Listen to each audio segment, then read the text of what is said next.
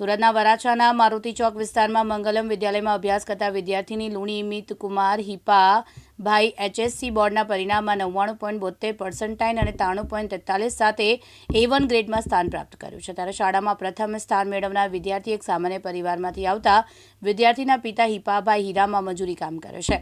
માત્ર 31 વિદ્યાર્થીઓના વર્ગમાંથી એક વિદ્યાર્થીનો A1 ગ્રેડ તેમજ શાળાના અન્ય 7 વિદ્યાર્થીઓ A2 ગ્રેડ મેળવી શાળાનું નામ રોશન કર્યું છે। તેમજ 11 વિદ્યાર્થીઓ B1 ગ્રેડ મેળવતા શાળાનું નામ રોશન કર્યું છે। માત્ર 31 વિદ્યાર્થીઓના વર્ગમાં 8 વિદ્યાર્થીઓ 90%થી વધુ પરિણામ પ્રાપ્ત કર્યું છે। મંગલમ વિદ્યાલયનું કુલ પરિણામ 98% છે। આજરોજ ધોરણ 12 કોમર્સનું સામાન્ય પ્રવાહનું રિઝલ્ટ જાહેર થયેલું છે। તો અમારી શાળામાંથી એક વિદ્યાર્થી A1 ગ્રેડ પ્રાપ્ત કરેલો છે, 7 વિદ્યાર્થી A2 ગ્રેડ પ્રાપ્ત કરેલા છે, જેની અંદર બાળકો ધોરણ 10ની અંદર પણ અહીંયા ભણતા હતા। આજે અમારી શાળાનું 98% રિઝલ્ટ આવેલું છે, જે અમને ખૂબ ગર્વ થાય છે। દર વર્ષ કરતાં પણ આ વર્ષે અમે સારું રિઝલ્ટ આપેલું છે। જે A1 ગ્રેડ પ્રાપ્ત કરનાર વિદ્યાર્થી છે લુણી મિત હિપાભાઈ, જેના પપ્પા રત્ન કલાકાર તરીકે કામ કરે છે અને મમ્મી ઘરે ડાયમંડ ચોંટાડીને કામ કરે છે। આજના સમયમાં છતાં આવો રત્ન કલાકાર ભાઈઓને મંદીના માહોલ હોવા છતાં આજે બાળકોને આવો સારો પ્રોત્સાહન પાડી સારું રિઝલ્ટ આપ્યું છે। તે બદલ હું શાળાના તમામ શિક્ષક મિત્રોનો, વિદ્યાર્થી મિત્રો અને વાલી મિત્રોનો ખૂબ ખૂબ આભાર માનું છું કે આ બધાના સાથ સહકારથી આજે મંગલમ વિદ્યાલયમાં આવું સરસ રિઝલ્ટ પ્રાપ્ત કર્યું છે। મારુતિ ચોક વિસ્તારની અંદર શ્રેષ્ઠ શાળા તરીકેનું અમે રિઝલ્ટ દર વર્ષે આપીએ છીએ અને ભવિષ્યમાં પણ આપશું એવી અમે ચોક્કસ ખાતરી આપીશું।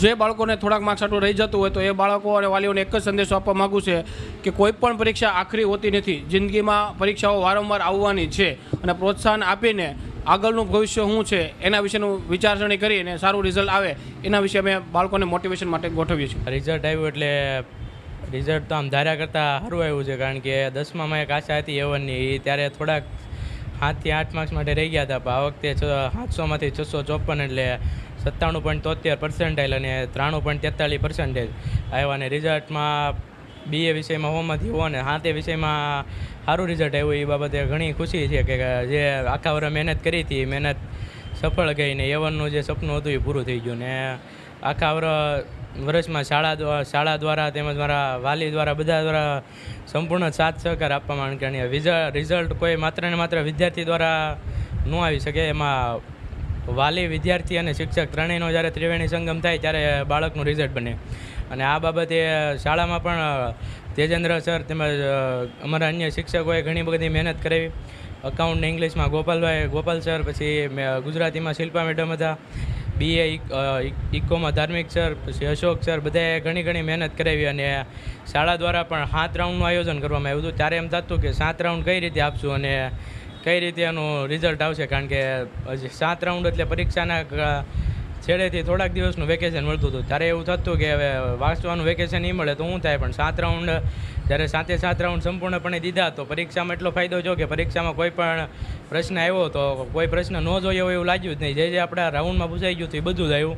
અને શાળાની એમાં ખૂબ આભાર માનું છું, કારણ કે જે પણ રિઝલ્ટ આવ્યું એ ને 10મામાં 88.16% આવ્યા હતા, ત્યારે થોડાક ટકા આટલું A1 રહી ગયો હતો। ત્યારે એમ થયું હતું કે 12મામાં મહેનત કરીને લાવશું ને શાળા દ્વારા પણ કોઈ પણ જગ્યાએ જ્યારે ઘરે વાંચવાની તકલીફ હોય કે એવું હોય તો શાળા દ્વારા આપણે ખાલી સાહેબને કીધું હોય કે એકવાર તો સાહેબ હા બોલાવીને આપણે કોઈ પણ એક ક્લાસ આખો વાંચવા માટે આપી દે, તો એને એમાંય પણ ઘણી મહેનત છે। ખાલી 7 થી 12 સ્કૂલ પૂરતું જ નહીં, પણ તો 12 વાગ્યા પછી પણ જો કોઈ પણ પ્રકારની તમારે મદદ જોઈએ તો પણ કરવા તૈયાર હતા। અને એ આ બધાનું આજે શ્રેય, મારા રિઝલ્ટનો જે પણ શ્રેય છે સંપૂર્ણ શ્રેય હું મારા શિક્ષકો, મારી શાળા અને મારા માતા પિતાને આપવા માગું છું। મારા પપ્પા હીરા કામ કરે છે ને મમ્મી સાડીના ચાવણામાં જાય છે। મારે અત્યારે 12મામાં કુલ ટોટલ 624 એટલે કે 89.14% આવેલા છે અને પર્સન્ટેજ 98.3% છે, જે સંપૂર્ણ શ્રેય હું મારા માતા પિતા તથા શાળા પરિવાર તેમજ મારા શિક્ષકોને આપું છું। કારણ કે એ કોઈ એકથી, જેમ કે વિદ્યાર્થી એકથી રિઝલ્ટ નથી આવતું, એમાં માતા પિતા, શિક્ષકો અને શાળા પરિવારનો ત્રિવેણી સંગમ હોય છે, તો એ ત્રણેયથી રિઝલ્ટ બને છે। આગળ મારે કરવાનું છે BBA ઇન ફાઇનાન્સ, જેમાં મારા ટકાથી મને ઘણો લાભ થશે। હું ખૂબ ખુશી માનું છું।